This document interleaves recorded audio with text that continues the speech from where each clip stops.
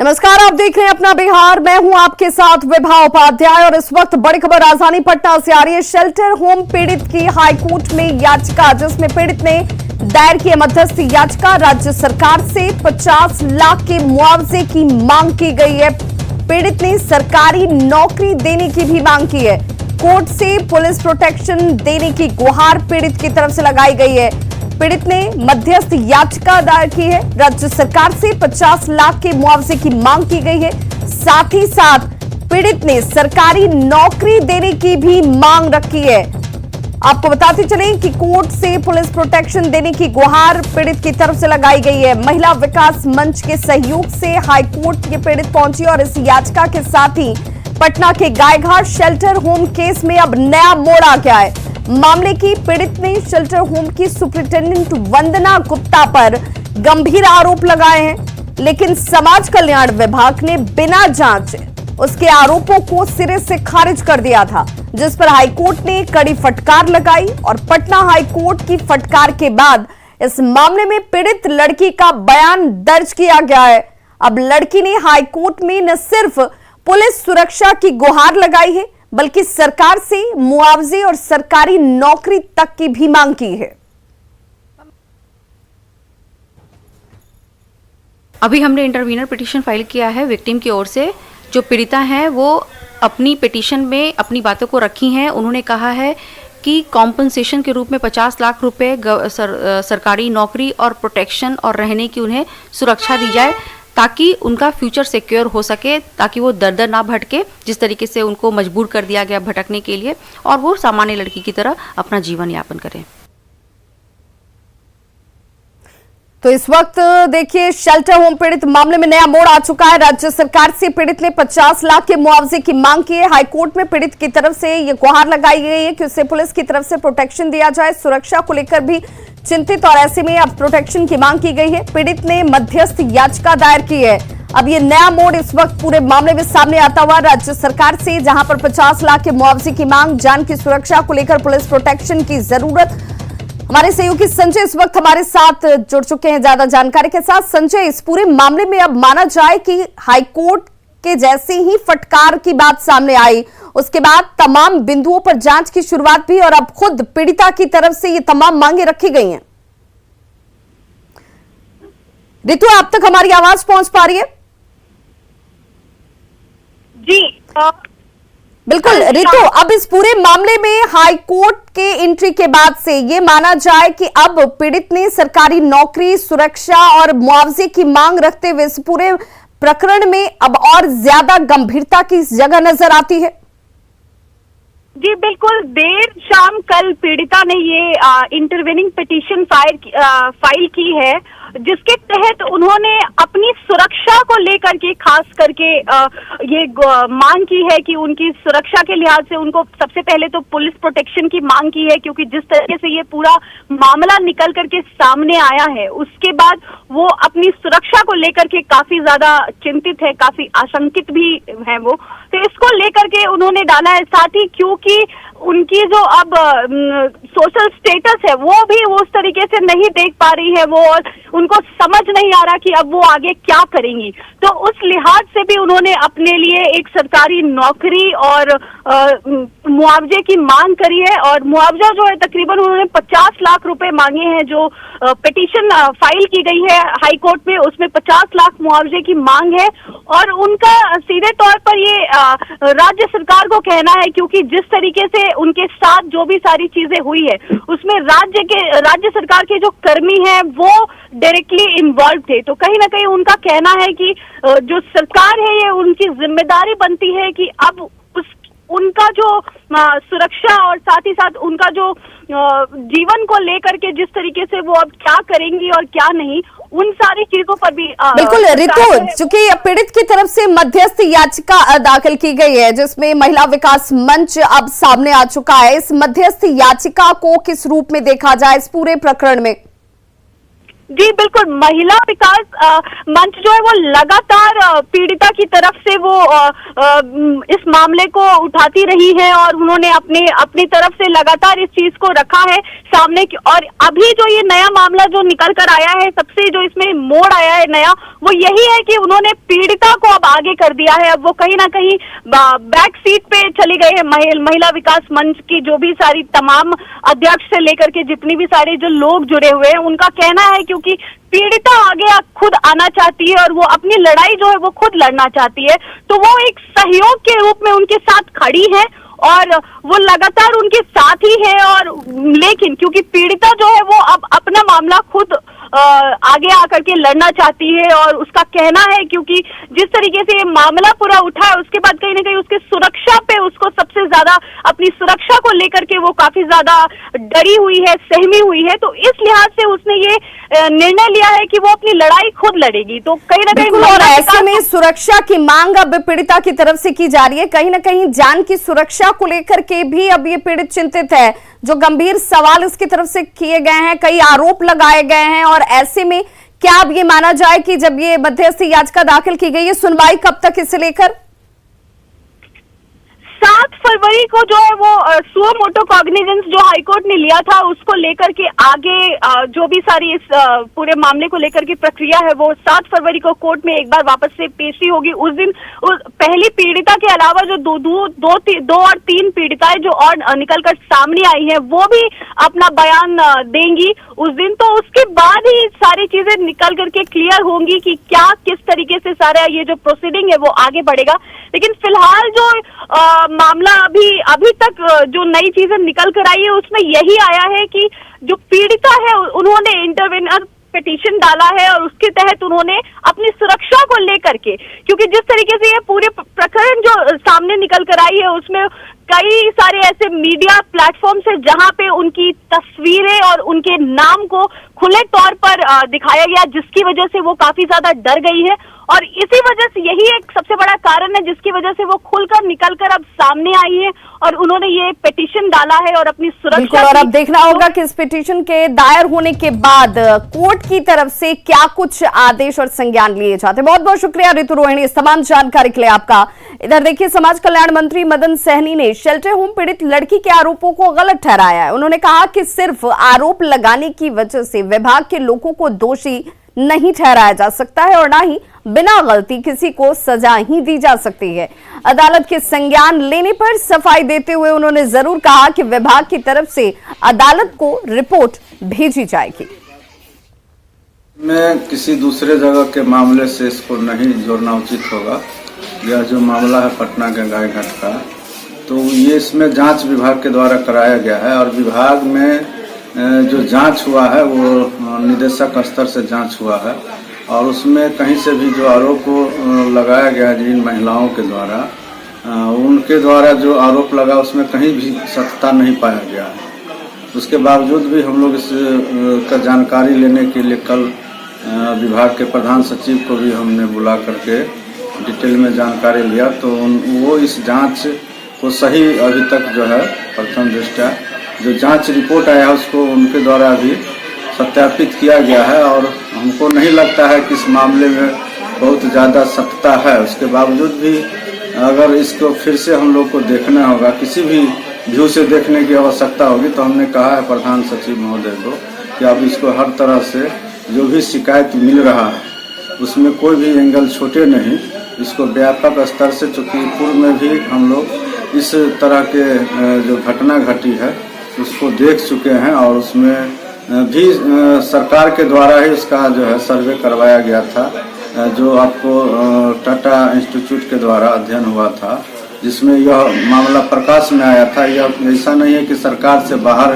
कि कोई व्यक्ति इसका जांच करवाए थे। सरकार को जब संज्ञान में आया था तो मुजफ्फरपुर के घटना का उद्भेदन हुआ था और उसमें जो सजा मिला है, जो कार्रवाई हुआ है, वो सभी के नज़र के सामने में है। इसलिए और जो पटना का घटना है उससे इसका कोई तालमेल नहीं है।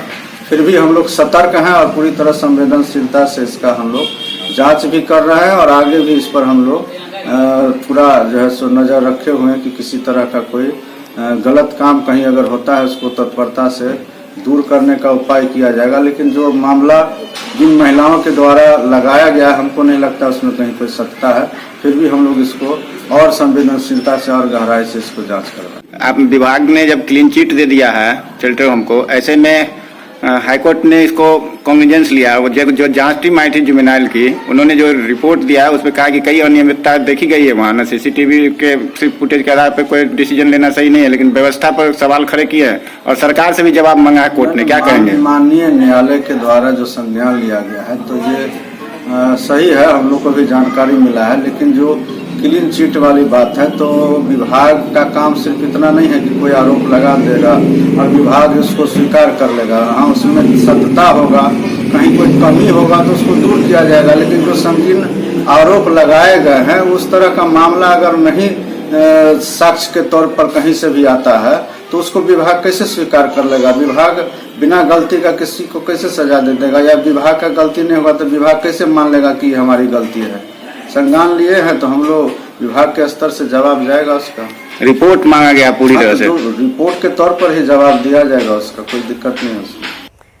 तो समाज कल्याण मंत्री मदन सहनी को आप सुन रहे थे, जो कह रहे हैं एक तरफ की जांच की जा रही है, जांच में जो भी चीजें सामने आएंगी वो रिपोर्ट के तौर पर कोर्ट के सामने भी रखी जाएंगी, जवाब तो दिया ही जाएगा। लेकिन इस बीच समस्या पर यह है कि जब जांच ही पूरी नहीं हुई है, जिस जांच की बात खुद मंत्री कह रहे हैं, उसके बगैर आरोपों को गलत कैसे साबित किया जा रहा है, कैसे क्लीन चिट दिया जा रहा है, ये अपने आप में एक बड़ा सवाल पैदा करता है। पटना के गायघाट में जलमार्ग कार्यक्रम हुआ और इसका उद्घाटन किया गया। आज तस्वीरें देखिए आपके सामने, एक बड़ा मौका जब पटना से गुवाहाटी कार्गो जहाज इसकी शुरुआत की जा रही है। केंद्रीय जहाजरानी मंत्री सर्बानंद सोनोवाल ने इसका उद्घाटन भी कर दिया है। कार्यक्रम में बिहार से गुवाहाटी के लिए कार्गो जहाज MV लाल बहादुर शास्त्री जहाज, ये जो जहाज है इसे इनाम दिया गया है लाल बहादुर शास्त्री जहाज, इसे रवाना किया गया, जिसमें FCI के 200 मीट्रिक टन चावल को रवाना किया गया है। कार्यक्रम में बीजेपी के कई नेता मौजूद रहे।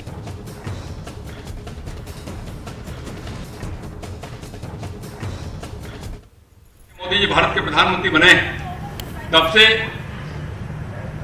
जल मार्ग को बढ़ावा देने की अनेक योजनाएं जमीन पर उतारने की कोशिश की जा रही, और आज मेरे लिए गर्व की बात है कि आज यहां से बिहार से असम की ओर माननीय मंत्री जी आपके यहां, मेरे यहां से आपके यहां आज यहां से चावल जाने वाला है। मैं इस ऐतिहासिक क्षण में फिर से एक बार आपका अभिनंदन करता हूं और धन्यवाद देना चाहता हूं माननीय प्रधानमंत्री मोदी जी को और आपके विभाग को, जिन्होंने इस काम को और आगे बढ़ाने का निर्णय लिया। नॉर्थ ईस्ट को और मजबूत करना है। इस बार के बजट में भी बहुत उसकी घोषणा की गई है और आज रिवर कनेक्टिविटी का एक बड़ा कार्यक्रम शुरू। तो नरेंद्र मोदी जी की सरकार देश को जोड़ने में विश्वास करती है और देश को जोड़ने के लिए फिजिकल कनेक्टिविटी, डिजिटल कनेक्टिविटी और रिवर कनेक्टिविटी, ये तीनों जलमार्ग से आज जो एक नई शुरुआत गंगा से ब्रह्मपुत्र को जोड़ने की आदरणीय प्रधानमंत्री श्री नरेंद्र मोदी जी के नेतृत्व में सर्बानंद जी आपके द्वारा और पीयूष गोयल जी की उपस्थिति में किया जा रहा है, निश्चित रूप से यह आगे आने वाले समय में बिहार की अर्थव्यवस्था को मजबूत करने के लिए एक बहुत बड़ा साधन साबित होगा। और यह गंगा से ब्रह्मपुत्र को जोड़ने का जो काम आज आपने शुरू किया है, यह दो राज्यों के संबंधों को और अब बात बारिश और ओलावृष्टि की, जिससे बिहार में 800 करोड़ से ज्यादा की फसल का नुकसान अब तक हो चुका है। इस बारिश ने ठंड को और ज्यादा बढ़ा दिया है। बगहा में बारिश ने किसानों की परेशानी बढ़ा दी है। रबी की फसलों को जबरदस्त इस वजह से नुकसान पहुंचा है। वाल्मीकि नगर, ठकराहा, मधुबनी, भितहा, रामनगर समेत सभी प्रखंडों में तेज हवा के साथ बारिश हुई है और इस वजह से देखिए खेतों में लगी हुई फसल पूरी तरह से बर्बाद हो चुकी है।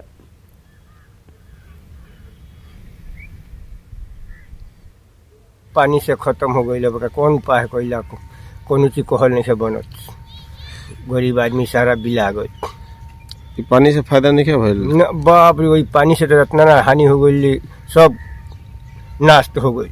बन जान हमनी के 4 कट्ठा 5 कट्ठा 10 कट्ठा ये रहने लगे खेती करनी जा, हमनी के गेहूं के खेती सब डूब गई बड़ी सोन बारिश के चलते, आदमी तबाह बा। ऐसे तो पिछले 2 दिनों से लगातार हो रही बारिश की वजह से किसानों की चिंता इस वक्त बढ़ गई है। बारिश के साथ हुई ओलावृष्टि ने और ज्यादा फसलों को नुकसान पहुंचाया है। किसानों का अब कहना है कि मौसम ऐसा ही अगर रहा तो उनकी पूरी की पूरी मेहनत जो है उस पर पानी फिर जाएगा। खेतों में गेहूं, सरसों, आलू और प्याज की फसलें तैयार होकर खड़ी हैं। तस्वीरें देखिए, लेकिन ओलावृष्टि से ये फसल बर्बाद होती हुई अब नजर आ रही है।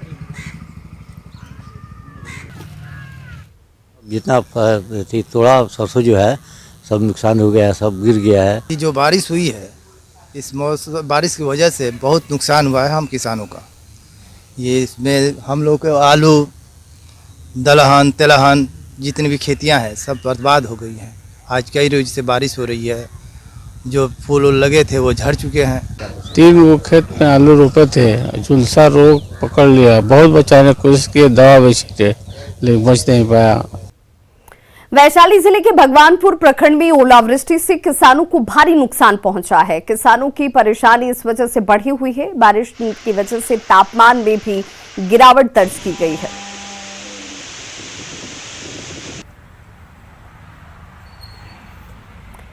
तो पिछले दिनों बिहार में हुए रिकॉर्ड बारिश से किसानों को भारी नुकसान हुआ है। वैज्ञानिकों की अगर मानिए तो 800 करोड़ से ज्यादा का नुकसान अब तक किसानों को उठाना पड़ा है। देखिए संवाददाता रवीश नारायण की रिपोर्ट।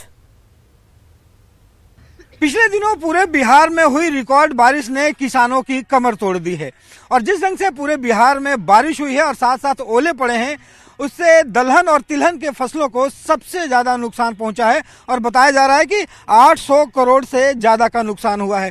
कुल जो फसल है वो 30% से ज्यादा जो फसल है वो पूरी तरह से नष्ट हो गया है। और अभी हम पटना के ऐसे ही किसानों के बीच है जहां पे आप देख सकते हैं कि जो फसलें हैं वो किस कदर बर्बाद हुई है। ये आलू की फसल जो है वो लगातार बारिश होने से और ओले पड़ने से वो तबाह हुआ है। जो दलहन की फसलें हैं वो भी काफी नुकसान पहुंचा है। सबसे बड़ी बात है कि पटना में बताया जा रहा है कि यह जो बारिश हुई है वो पिछले 70 सालों में सबसे ज्यादा बारिश हुई है। फरवरी के महीनों में 36 mm की बारिश हुई है, जो आज से 70 साल पहले जो बताया जा रहा है कि 40 mm की बारिश हुई थी। और ये कितना नुकसान किसानों को पहुंचाया है वो हम जानते हैं। हमारे साथ किसान हैं यहाँ पे। बाबा, बारिश जिस ढंग से हो रही है आपको कौन कौन का फसल का नुकसान हो रहा है? दलहन और तिलहन, हाँ, और गेहूं का भी हो रहा है। कितना नुकसान हुआ है? करीब 50 बीघा दे क्षति है। हम चाह रहे हैं कि इसे कुछ हो जाए, बाकी होना नहीं पा रहा है। तो क्या इसमें आप लोगों का जो दलहन लगाया हुआ है उसमें बारिश से कितना नुकसान पहुंचा है? बारिश से समझिए कि सर जैसा बारिश हुआ है इस बार उससे बहुत नुकसान है। मतलब कि मैंने पूरे अपने जीवन काल में, मतलब जितना मेरा एज है उसमें मैंने मतलब कि ठंड के मौसम में इतनी बारिश नहीं देखी है। देखिए, एक तो कोरोना की महामारी थी ही, तो किसान ऐसे ही पीछे था और भारत में ऐसे भी किसान पीछे, और इस बारिश ने तो पूरा तबाही मचा दिया है। मतलब कुछ नहीं बचा है। मतलब कि छोटे किसान के तो छोटा ही खेत रहता है, जैसे कि 1 बीघा हुआ, 2 बीघा हुआ, उस तरह से। और जिसको 20 बीघा हो, 30 बीघा हो, उसको कितना नुकसान हुआ होगा वो तो खुद सामने खेते वाले से पूछे। अब सारे लोगों की नजरें हैं सरकार की तरफ कि जो फसल का जो नुकसान हुआ है उसकी कम से कम भरपाई मिल सके। कैमरा पर्सन दीपक के साथ रवीश नारायण, न्यूज़ 18 पटना। आज सरस्वती पूजा है और पूरे देश में धूमधाम से सरस्वती की पूजा की जा रही है। बिहार विधानसभा के लाइब्रेरी की बात करें तो मां सरस्वती की पूजा आराधना यहां की गई। विधानसभा लाइब्रेरी में बिहार विधानसभा अध्यक्ष विजय सिन्हा ने मूर्ति स्थापित किया और उसका अनावरण भी किया। पूरे विधि विधान के साथ पूजा अर्चना यहां पर की गई। इस मौके पर विधानसभा के अधिकारी से लेकर कर्मचारी तक मौजूद थे। ज्ञान विज्ञान की ये देवी हम सबको बिहार की प्रगति के लिए, बिहार की जनता के लिए, बिहार की जनता के मन में सद्भावना के लिए, सामाजिक सद्भाव के साथ साथ हमेशा बिहार का विकास हो, बिहार का गौरवमयी सांस्कृतिक इतिहास फिर से उस मुकाम पर पहुंचे, इसी कामना के लिए आज सभी लोग पूजा आराधना इनकी प्रतिमा के साथ कर रहे हैं। तो खबरों का सिलसिला लगातार जारी है। आप देखते रहिए न्यूज़ 18 बिहार झारखंड।